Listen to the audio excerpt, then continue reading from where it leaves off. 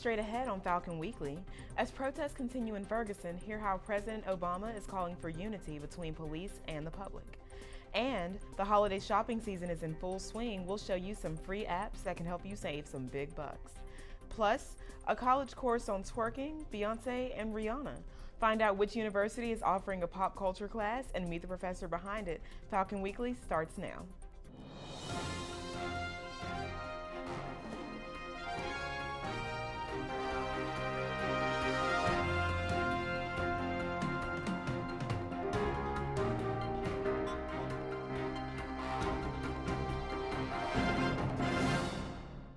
Hello and welcome to the final Falcon Weekly of 2014. Thanks so much for watching. I'm Carmela Williams. Kayla Guillo is on maternity leave, waiting for the arrival of baby Ellie.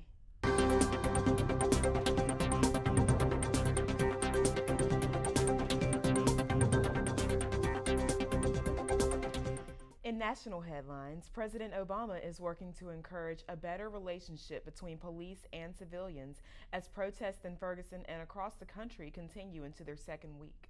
Over the weekend, Officer Darren Wilson resigned from the Ferguson Police Department. Emily Schmidt has more from Washington. The focus on Ferguson police and protesters hasn't stopped at the city limits.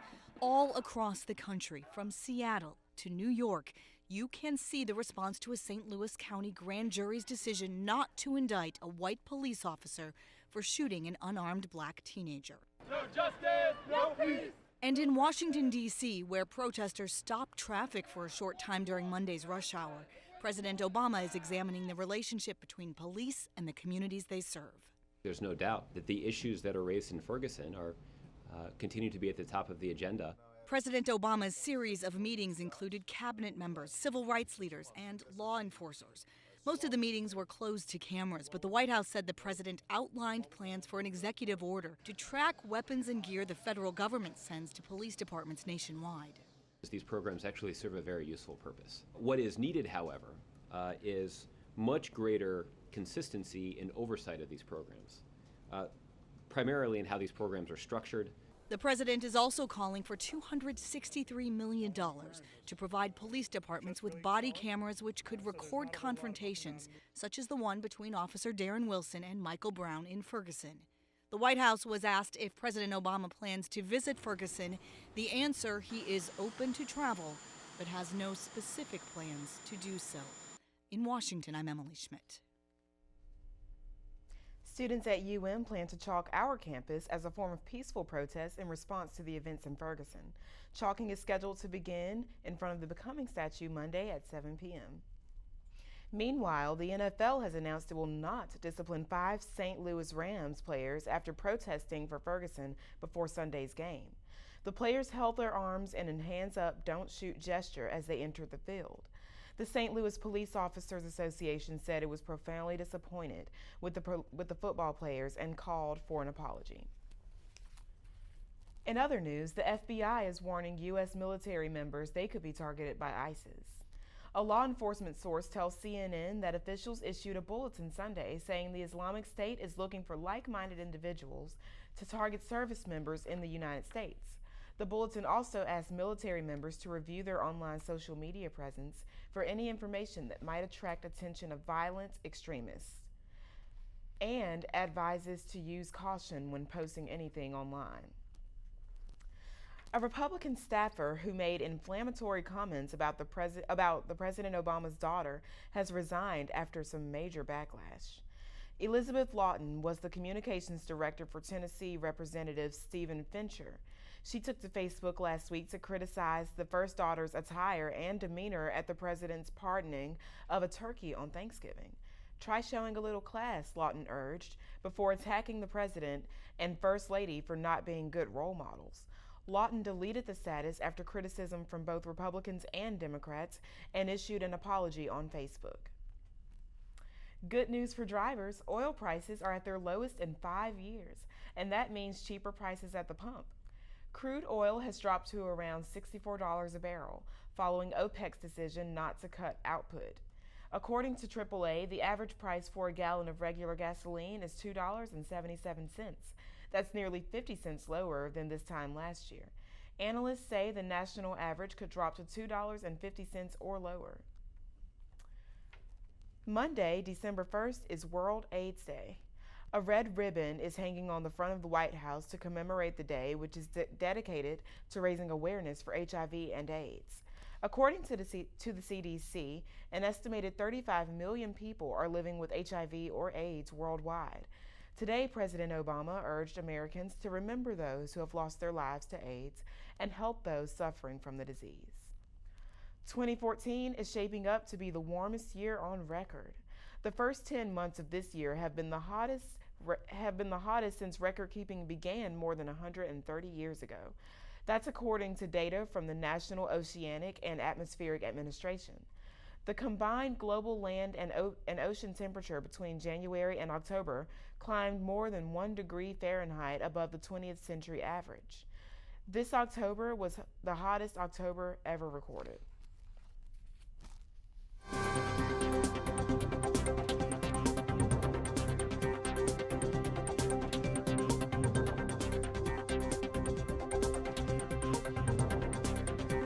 Turning to campus news, 'tis the season for finals. This is the last week of normal classes as finals start next Monday. Dead days will be this Thursday and Friday. Extended hours at the library will begin on Saturday, and the midnight breakfast will take place Sunday from 10 p.m. to 2 a.m. For more information about the extended hours, visit the library. Visit our Facebook page. With the end of this semester fast approaching, we wanted to see how UM students prep for finals and handle the stress of this busy time of year. Falcon Weekly's Lucas Burns joins us in the studio with more. Lucas? Hi, Carmela. I spoke with several students today, and many of them had to say that waiting for the last minute to study is key. I study is by procrastination. It sounds horrible, but like the pressure of that time where you have like 2 hours for your test and you have to get this done and you have to focus on that one task, that's when I'm like in my best mode. So procrastination is my best study habit. With me, a lot of my classes have PowerPoints, so I just like write out the PowerPoints. And that gets me to like get the information all in one spot that I need, like by studying the study guide. So that's what I do. And then I go in the library and I study. I like to go to the library to study because I get more work done than I do in my house. So I like to stock up on snacks and stuff and just kind of hang out on the bottom floor of the library. Yeah, I'm a camper. Well, I generally make sure I pay attention during class first of all, and I look over my notes a little bit, but I'm one of those study the night before, and it's always sort of worked for me, I guess. So I study before and on my way to class, but I obviously look over the notes a little bit before that, so. To relax, Netflix and Hulu Plus are my best friend. So usually when I don't want to do homework or don't want to study, that's when I just go, I either got my iPad with me while I'm studying and I just, put the stuff to the side and just watch a show. Or sometimes I actually watch a show and study at the same time. It works. I really like going out to dinner with my friends or watching movies. Sleep. Sleep is the #1 procrastination tool. You can share your studying or stress relief tips with us on our social media pages. And we want to wish everyone a good luck on their finals. Carmela? Thanks, Lucas. Remember, you can see more news online 24/7. Just search UM Falcon Weekly on Facebook and Twitter to see more stories and updates throughout the week. Smaller crowds for Thanksgiving and Black Friday shopping. Coming up, find out why fewer consumers showed up at stores this year. Thin Mints, Samoas, and Tagalongs. Many of us enjoy Girl Scout cookies each year, and starting in just a few days, you'll be able to buy them in a brand new way. Plus, it looks like Disney won't let it go. A Frozen sequel may be in the works. Those stories and more when Falcon Weekly returns.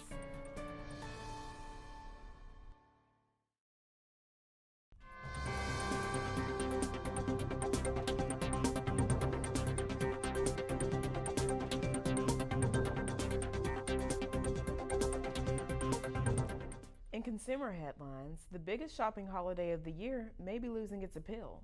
According to the National Retail Federation, 5.1 million fewer shoppers were in the stores on this Black Friday this year. There was also a drop in shoppers on Thanksgiving Day. The NRF found that Turkey Day shopping decreased 1.8 million people compared to last year. Two issues may be responsible for the drop. More people are doing their shopping online, and retailers are spreading out their deals throughout the holiday season. The holiday shopping season is in full swing, and if you're looking to save some money, there's an app for that. Karen Kafa shows us free apps to help you keep more cash in your wallet in today's Consumer Watch. A variety of free smartphone apps can help with every area of holiday shopping, from hunting bargains to staying within a holiday budget. Shoppers looking to save some money can try an app like Coupon Sherpa, which rounds up hundreds of coupons from retailers so users can download in store. Raise helps save money in a different way. The app lets shoppers instantly purchase unused gift cards discounted below face value from their smartphone and present the barcode to the cashier. No need to run from store to find the best deal. Shoppers looking to compare prices on the go can use apps like Price Grabber to scan product barcodes to locate the best prices in stores and online. Red Laser works in a similar fashion and searches for retailer discounts and coupons too. Browse gift ideas during downtime with a mobile app like Fancy, which curates virtual catalogs, lets users like items and see what others have liked, create wish lists, and make purchases. To organize, try an app like Santa's Bag, a to-do list with a holiday theme, which lets shoppers keep track of what they're buying for friends and family, and most importantly, keep track of a gift budget. For Consumer Watch, I'm Karen Kafa. Now to a warning for parents. New data shows that more than half of parents let their babies sleep on unsafe bedding. Researchers from the CDC looked at data from 1993 to 2010 in the National Sleep Position Study. The results showed about 55% of parents reported putting their babies to sleep with blankets, pillows, quilts, and other soft objects between 2008 and 2010. Loose bedding is linked to an increased risk of suffocation and sudden infant death syndrome, also known as SIDS. The American Academy of Pediatrics recommends babies sleep in a crib without any soft surfaces or objects. It's about to be easier than ever to purchase Girl Scout cookies. For the first time in Girl Scout history, the famous sweet treats will be sold online through a national platform called Digital Cookie. This breaks tradition for the 112-year-old organization. The Girl Scouts preferred door-to-door sales because it was considered a learning experience for young scouts. But the Girl Scouts realized that the internet could also teach the girls valuable skills. Online sales of Girl Scout cookies will launch December 12th. The traditional cooking selling season begins in January.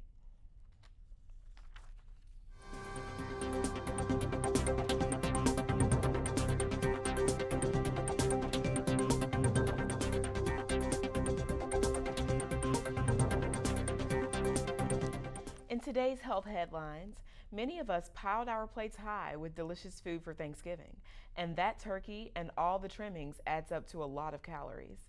About 4,500 to be exact. That's according to research from the Calorie Control Council. They say that's how much the average person consumes during a traditional Thanksgiving dinner. 3,000 calories come from the meal itself, and another 1,500 for snacking and nibbling throughout the day. Combined, the CDC says we eat enough fat at a holiday meal to equal 3 sticks of butter. After eating all of those calories, many of us are hitting the gym. But exercise can do more than help us lose weight. It can also add years to your life. Reporter Jim Morelli shows us how. It's the one thing, the one magic bullet that everyone can do to reduce their risk of heart disease. Dr. Aaron Bagish is director of the Cardiovascular Performance Program at Boston's Massachusetts General Hospital. He says exercise truly is medicine. Fewer medications, fewer depression, better sleep habits, better diet, they're all coupled with being active and exercising. And by extension, exercise can do something else, prolong life. In fact, Canadian researchers recently found that young adults engaging in 150 minutes of moderate exercise a week added up to 5 years to their lives. Really, no matter what decade in life you start exercising, you're better off than if you were to maintain a sedentary lifestyle. And that applies whether you're in the 3rd, 4th, 5th, 6th, 7th decade of life. Some older men may be concerned that starting an exercise program could lead to an increased risk of having a heart attack. And it turns out they're right. But it also turns out that the benefits of regular exercise far outweigh that risk. In Boston, Massachusetts, Jim Morelli. New research from the CDC shows the number of American adults who smoke cigarettes has dropped to a new low. Cigarette smoking among adults is down from nearly 21% in 2005 to just under 18% in 2013. Health officials say that is good news, but more needs to be done to get people to quit. Cigarette smoking is the leading cause of preventable death and disease in the United States. A cyber attack on the silver screen. Find out which new Sony movies have been stolen by hackers and see which country investigators think may be behind it. Plus, would you sign up for a class about Beyonce, Rihanna, and feminism? Still ahead, meet the professor who created the course and find out where it's being taught. We'll be right back.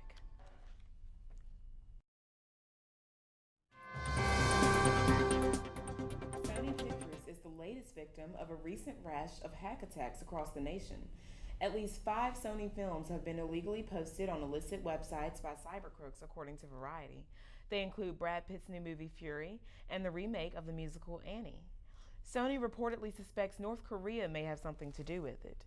The movie studio is about to release The Interview, a comedy about the attempted assassination of North Korean leader Kim Jong-un.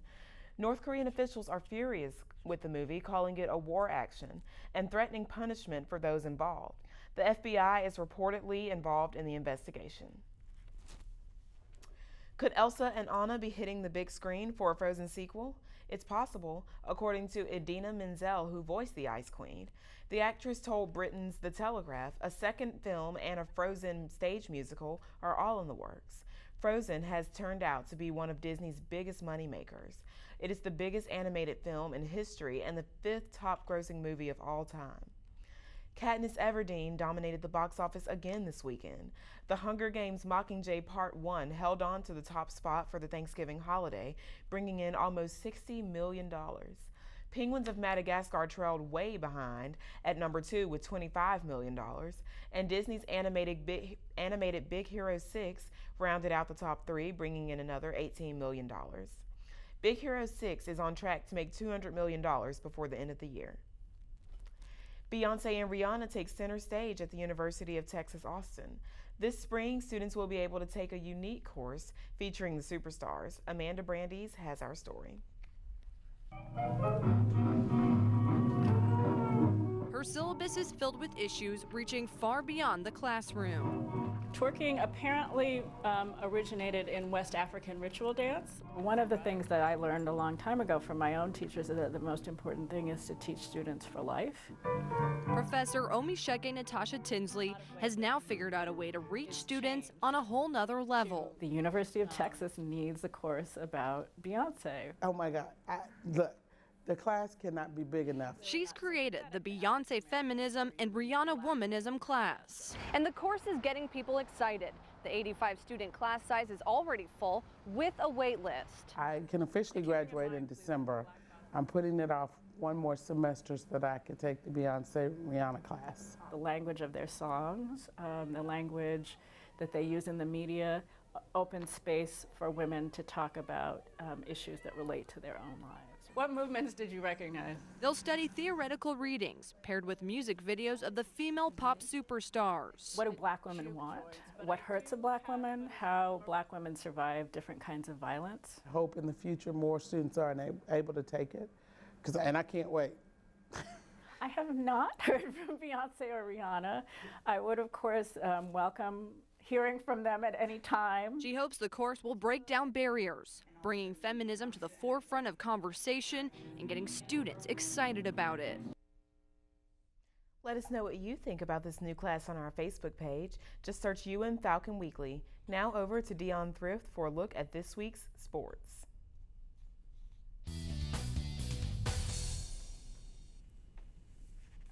Thanks, Carmela. Let's take a look at the latest in Falcons athletics. UM's women's cross country team has been ranked in a Division II top 25.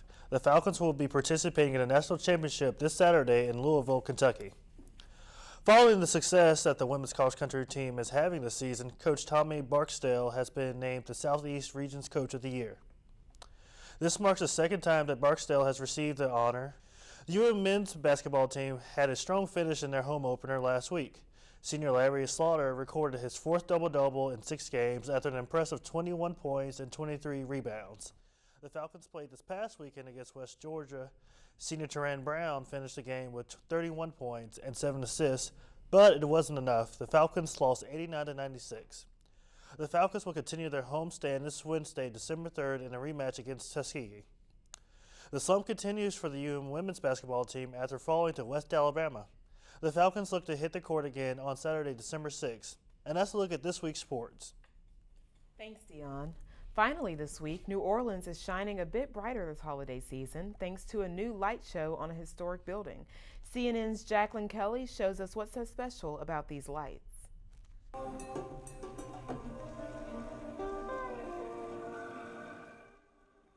Tonight, the past and the future of art came together with a one-of-a-kind light show that's never been done in the city before. I think they did a really good job of introducing New Orleans to what's possible with this kind of work. The Arts Council commissioned La Maison Production to bring the projection mapping art show to New Orleans, which was not only unique to the city and its history, but specific to Gallier Hall, which had to be measured and then laser scanned because no blueprints exist for the 169-year-old building. You get this digital map and then you create a 3D model, then you have graphic design, motion graphics, special effects, all new music composed for the work.